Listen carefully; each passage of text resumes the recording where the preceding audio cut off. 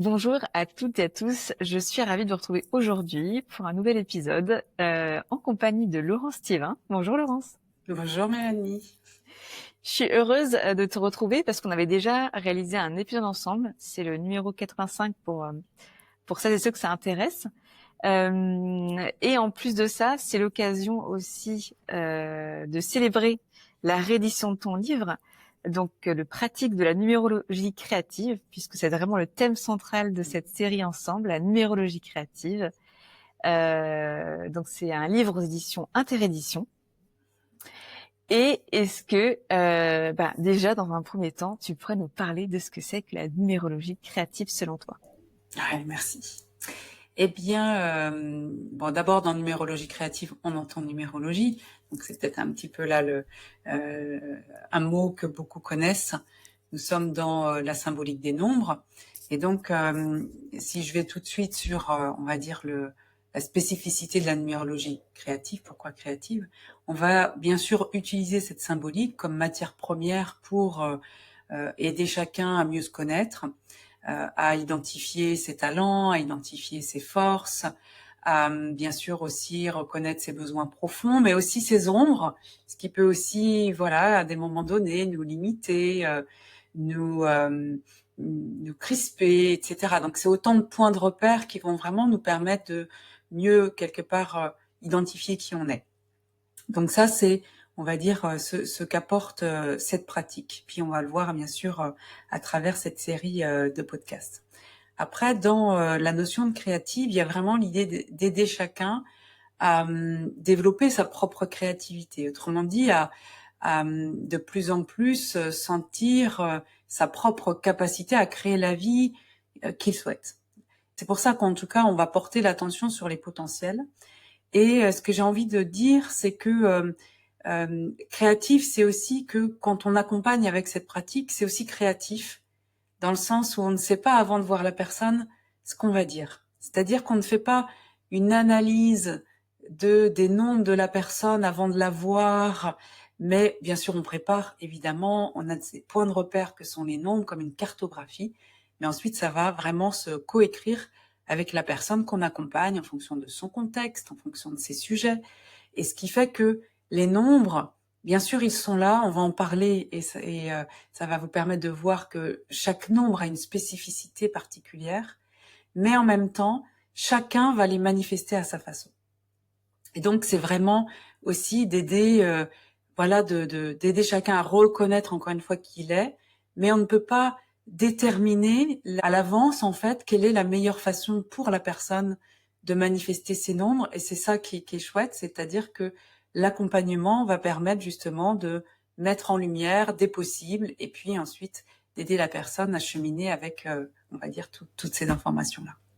Et Wow. bien sûr, comme on va dire dans les différents courants de numérologie, eh bien on s'appuie sur notre identité civile, à savoir notre date de naissance, nos noms et prénoms, voilà, qui vont nous donner cette information symbolique. Hein. C'est vraiment ça aussi qui est intéressant, c'est-à-dire que dans l'univers symbolique, on considère que dans l'initiation, dans le démarrage, eh bien il y a beaucoup d'informations qui vont apparaître, qui vont devenir visibles, qui vont se dévoiler au fur et à mesure que voilà, qu'on évolue dans la vie. Donc on revient sur ces informations-là. Et alors du coup, donc on parle de série, Ouais. puisqu'ensemble on va décliner cette série en 9 épisodes pour les 9 chiffres qui sont vraiment fondamentaux pour la numérologie. Et donc au fur et à mesure des jours qui vont passer, vous allez découvrir un chiffre. Et alors justement, que représente ce chiffre? Donc pour simplifier le tout, c'est la mission de vie ou le chemin de vie comme tu l'appelles. Est-ce que tu peux nous en dire plus?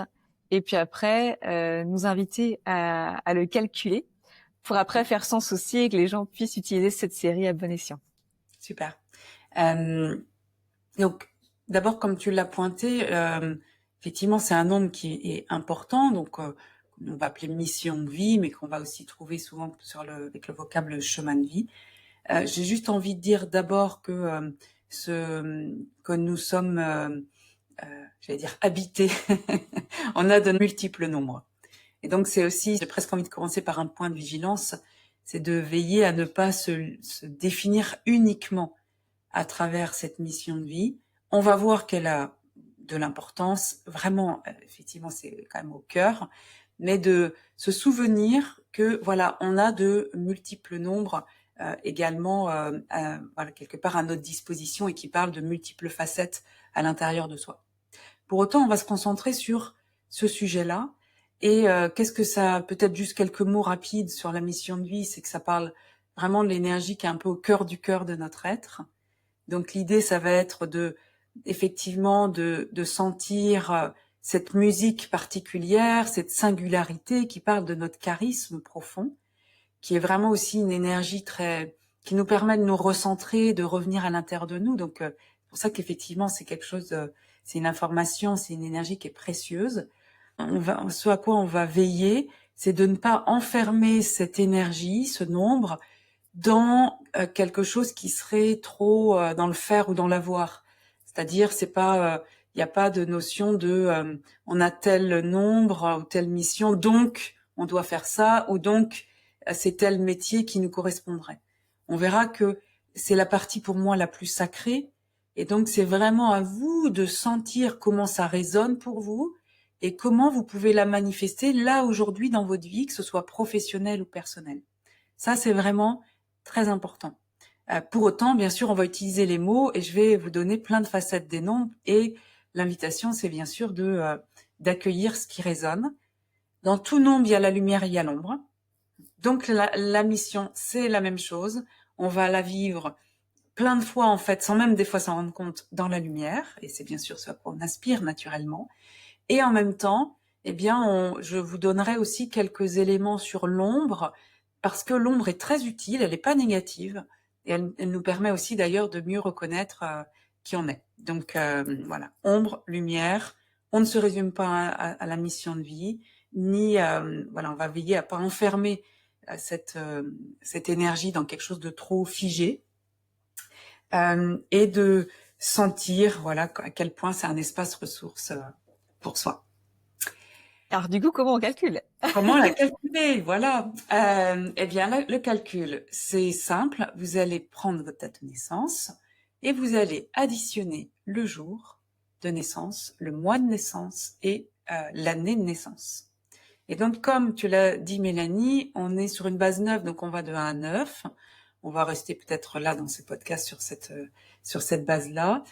Et donc, en fait, si vous additionnez les nombres, eh bien à chaque fois on dit on réduit pour arriver. Donc par exemple, si en additionnant vous arrivez, je sais pas, sur 2014 par exemple, eh bien vous allez faire 2 plus 0 plus 1 plus 4 pour arriver à ce chiffre de 1 à 9. Voilà, et de toujours réduire. Par exemple, si les personnes arrivent à 26, ça fera 8. Exactement. Toujours arriver à un chiffre entre 1 et 9. Exactement, c'est ça. Et ben, maintenant qu'on a toutes ces infos, je pense qu'on peut commencer à aborder les différents chiffres. Et donc, aujourd'hui, nous allons aborder le chiffre 1. Comment tu perçois, toi, le chiffre 1? C'est quoi sa vibration, son énergie? Qu'est-ce que ça révèle d'une personnalité, par exemple? J'ai envie de commencer par la forme du 1. La forme du 1, voilà, c'est un trait. Et puis, voilà, il y a comme aussi presque une flèche qu'on peut voir. Et je trouve, une bonne porte d'entrée. Il y a même une couleur qu'on associe, c'est le rouge. Donc, vous voyez, dans la symbolique, on peut ouvrir comme ça plusieurs portes en même temps. Le 1, c'est une énergie qui est très reliée au yang. On peut dire le masculin qu'on a tous, homme ou femme, masculin intérieur évidemment. Donc c'est plutôt une énergie rapide. C'est une énergie qui a une capacité à aller de l'avant. Bien sûr en potentiel, on va le voir, hein, c'est pas parce qu'on a le 1 que c'est forcément facile, mais il y a comme une invitation dans cette énergie à oser. Un des mots-clés du 1, c'est l'énergie du pionnier. Et donc c'est une énergie qui est en mesure d'ouvrir une nouvelle voie, de défricher en quelque sorte. Souvent c'est quand même, il y a besoin de quelque chose de cet ordre-là, d'impulser une dynamique. Et donc, dans la vie, en fait, ça va se traduire souvent par un besoin d'autonomie, d'indépendance, voilà, d'avoir un certain degré, j'ai presque envie de dire liberté, on en reparlera de la liberté avec un autre nom, mais quand même, en tout cas, de pouvoir, oui, impulser une dynamique, que ce soit pour soi comme pour les autres. Et si je vais tout de suite, quand on pense au 1, souvent c'est une énergie à laquelle on associe l'action, la capacité à agir. Donc c'est aussi même une énergie assez entreprenante, donc entrepreneur, entrepreneuse.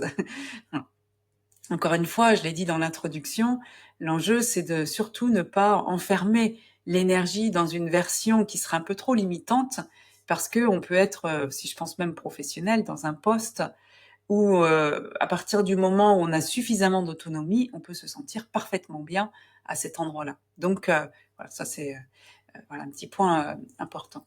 Mais pour autant, ceux qui ont l'énergie 1, il est souvent, il y a un besoin profond que ça vienne de soi. En fait, cette énergie 1, elle a besoin de décider. Et donc c'est aussi parce que ça vient d'elle qu'elle va trouver cette force, cette audace pour aller de l'avant, pour oser, pour incarner sa singularité, pour agir. Donc, je sais pas si vous sentez, mais il y a vraiment cette énergie, voilà, qui pousse en tout cas à aller de l'avant. Donc ça, c'est dans sa version, on va dire, lumineuse. Mais en fait, plus, si je reste sur la lumière, plus cette énergie 1 va cheminer, plus il est question pour elle de rencontrer quelque chose qui a de moins en moins besoin d'agir, mais de plus en plus être en présence. Et donc ça, c'est aussi l'énergie 1, il y a quelque chose qui invite de plus en plus à être là, présent à soi-même, présent à l'autre, dans l'instant. Et donc ça invite aussi beaucoup à savoir se positionner. Donc ça, c'est à la fois une force, mais c'est aussi une clé pour ceux qui ont l'énergie 1. Quand on traverse des phases qui sont inconfortables ou des difficultés, questionnez-vous, quelle est ma position? Quel positionnement je prends? Est-ce que je peux me repositionner? Il y a vraiment quelque chose qui peut aider à impulser une nouvelle dynamique à cet endroit-là. Et puis, l'ombre est très utile, très importante à reconnaître. L'ombre n'est pas négative par nature. Et qu'est-ce que c'est l'ombre du 1? Eh bien, pour faire simple, c'est du trop ou du pas assez. Donc, trop de 1, ce serait de passer au lieu de simplement impulser une dynamique, ça va être je m'impose aux autres, j'impose ma décision, ou je dis aux autres ce qu'ils doivent faire. Alors ça part d'une bonne intention, c'est que voilà, le 1, il peut vouloir offrir sa façon de faire aux autres, mais il peut vite être perçu à un moment donné comme autoritaire, voilà, ce genre de registre ici. Il peut aussi, il doit être attentif à tout ce qui est de l'ordre de la certitude, c'est-à-dire le 1, il peut avoir à un moment donné un axe, une direction, et puis avancer coûte que coûte dans sa direction. Donc ça, vous voyez, c'est la forme du 1. Encore une fois, il y a un côté qui peut être à des moments donnés peut-être trop droit en quelque sorte. Un peu de souplesse, c'est pas mal. Et puis dans une autre facette, qui peut paraître, si vous découvrez la numérologie à travers ce podcast, bizarre et contradictoire, mais c'est ça la symbolique, c'est qu'on peut être aussi dans un registre effacé, avoir énormément de mal à se positionner, à se questionner régulièrement sur où est sa place, est-ce que je suis légitime, avoir beaucoup de difficultés à oser. Et en fait, c'est ça, c'est-à-dire que les différentes facettes coexistent en même temps. Et donc ceux qui sont porteurs de cette énergie 1, il est probable qu'il y a des domaines de vie où vous êtes peut-être plutôt effacé, d'autres domaines où vous êtes plutôt affirmé, voilà, ou des périodes aussi. L'important, c'est, à mon sens, l'important dans ma façon de voir, c'est qu'il y ait de la souplesse. Et donc, je pense que c'est bon à des moments donnés de savoir s'effacer. Et des fois, c'est la version qui est la plus adaptée au contexte. Et c'est bon aussi de savoir, à des moments donnés, se positionner et même trancher, Parce que ça peut être aussi la version qui est la plus adaptée au contexte du moment. Hmm. Et donc c'est ça, on verra pour chaque nombre, hein. Il y a quelque chose qui est, qui est à mon sens de la souplesse, oui, je vais le dire comme ça, dans la façon d'exprimer cette énergie-là. Et est-ce qu'on peut, parce qu'il me semble que j'ai pas mal de 1, alors pas dans la mission de vie, mais est-ce qu'on peut avoir une grande capacité de faire les choses, d'oser, et en même temps, du coup, que ce soit aussi une invitation à se poser beaucoup de questions, à être dans, est-ce que voilà, je suis à ma place, est-ce que je suis légitime, etc. Tout à fait. Donc en fait, on le verra peut-être sur, j'essaierai peut-être de l'évoquer, ou tu me rediras si besoin. Pour chaque nombre, il y a des sujets. En fait, c'est l'énergie, c'est comme aussi, ou par exemple la mission, mais effectivement, comme tu l'as dit, on a différents nombres. Donc même si vous n'avez pas le 1, d'ailleurs, ça peut vous parler parce que vous pouvez l'avoir ailleurs. Ouais. Mais en tout cas, c'est comme un filtre à travers lequel on regarde la vie. Et donc, il y a des sujets particulièrement sensibles. Et donc, on peut se questionner sur ces sujets-là en particulier. Et ceux que tu as nommés, la place, la légitimité, mais ça peut être aussi la relation à l'autorité, voire au père. Voilà. Ça, c'est des sujets qui sont récurrents dans cette énergie une et qui, en fait, parlent. En fait, c'est comme ça entre en résonance avec quelque chose qui cherche à se manifester. Le 1, il y a quelque chose qui, petit à petit, invite à prendre sa place, à sentir que vous existez là où vous êtes. Et en fait, quelque part, pour découvrir cette partie-là, voilà, on peut faire l'hypothèse qu'on a besoin aussi de se questionner, de rencontrer plein de situations voilà, qui nous font, entre guillemets, travailler sur le sujet, pour à un moment donné que ça se pose à l'intérieur de soi. Mmh. Donc, si je comprends bien, le 1, finalement, quand il intègre vraiment toutes ces parties, ça va être finalement une quête de présence, ou un état finalement de présence, si c'est plutôt abouti, avec vraiment cette souplesse de savoir en fait quand être dans l'action, quand prendre vraiment sa place et être sur le devant de la scène, et puis parfois aussi ces moments de retrait pour laisser aussi peut-être l'autre exister. Oui, et merci pour... c'est très juste ce que tu viens de dire. Et en fait, c'est aussi de sentir que les nombres qui nous habitent, qu'on fait vivre à l'intérieur de nous, on les offre aux autres. Mmh. Et donc, c'est aussi une énergie qui aide, en fait, qui sous forme de contribution, qui va aider aussi chacun, potentiellement, à être plus autonome, à prendre sa place. Donc, la mission de vie 1, elle peut aussi offrir ça aux autres. Et encore une fois, on peut avoir le 1 ailleurs. Et donc, c'est comment aussi sentir à quel point, en étant dans cette juste présence, directement ou indirectement, je ne sais pas, mais en tout cas, c'est comme si ça invitait aussi chacun à être dans sa juste présence.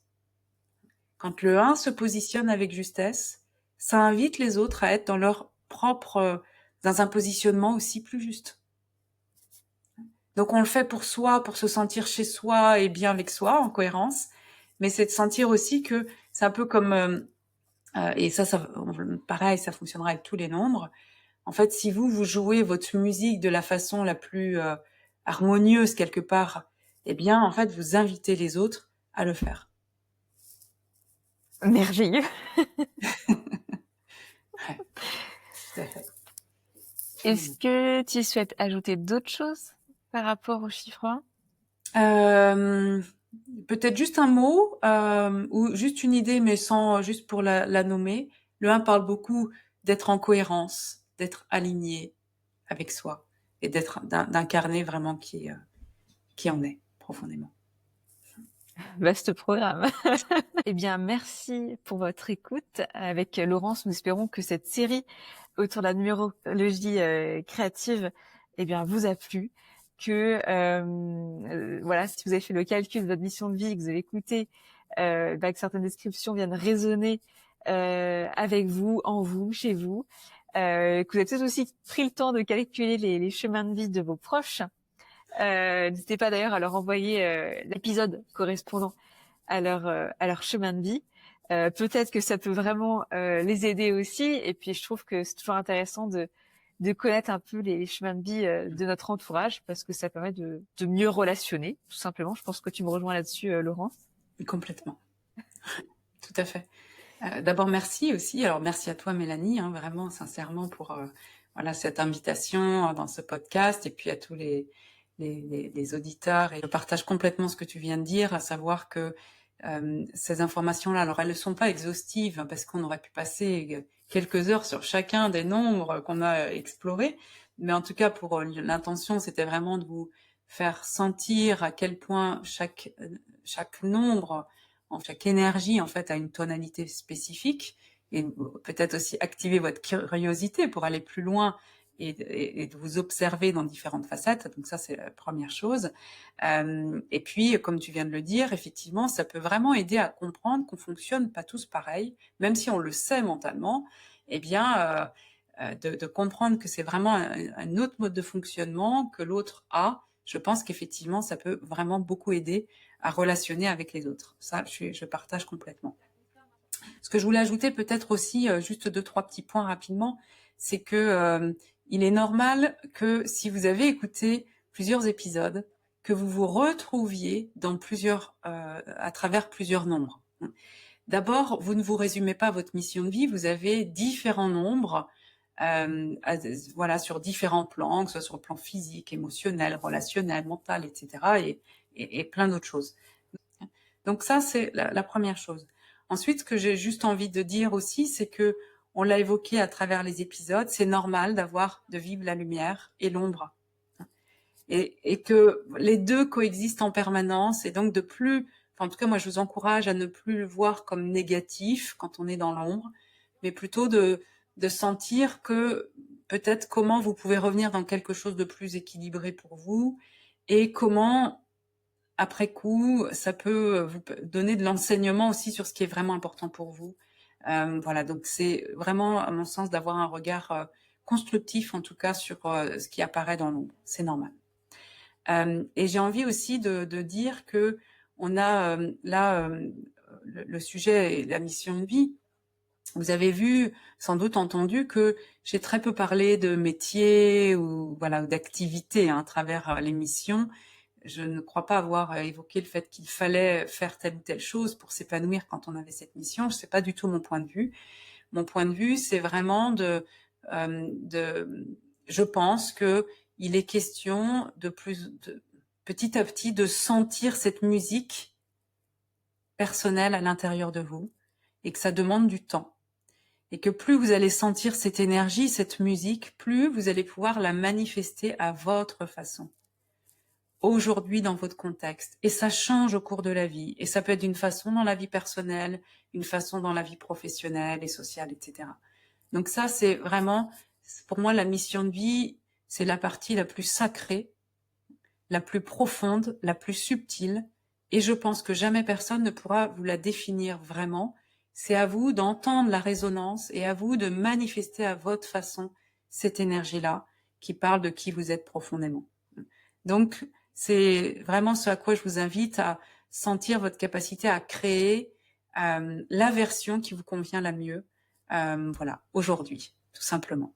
Sans vous mettre de pression, parce que l'enjeu, il n'y a pas d'enjeu, c'est d'être vous-même du mieux possible, voilà, et c'est parfait comme ça. Et que de toute façon, notre chemin de vie, notre mission de vie, on la vit tous les jours, même sans s'en rendre compte, et que c'est, comme on a dit, en fait, c'est un chemin, et que de toute façon, à la fin de notre vie, on l'aura accompli, qu'importe la façon dont on l'aura vécu. Exactement, exactement. J'en profite pour quand même vous recommander chaleureusement Laurence Thiévin. J'ai déjà réalisé plusieurs séances avec toi. Je trouve que c'est vraiment la numérologie créative, un espace très intéressant, un outil. Je l'ai expérimenté dans plusieurs facettes de ma vie. Une facette où j'étais très curieuse de découvrir cette approche. Puis ensuite, à quelques années plus tard, à une époque, un moment où j'étais assez perdue.